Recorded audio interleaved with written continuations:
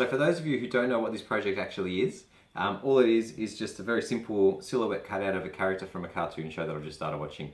The show is called Archer, and this character is called Pam. She's by far and away my favourite one on the show.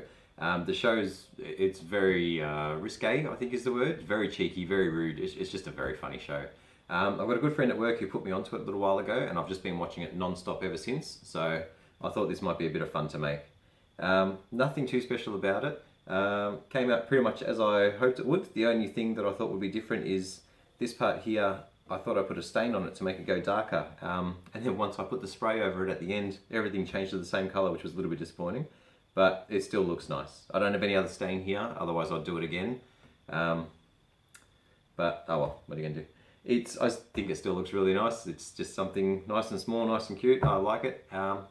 Yeah. The next few videos are going to be probably stuff to do with the shop. So I'm going to make some new jigs, some cupboards, some drawers, all that sort of thing. Hopefully I'll even start on a bandsaw soon, which I've been putting off for like 2.5 years now.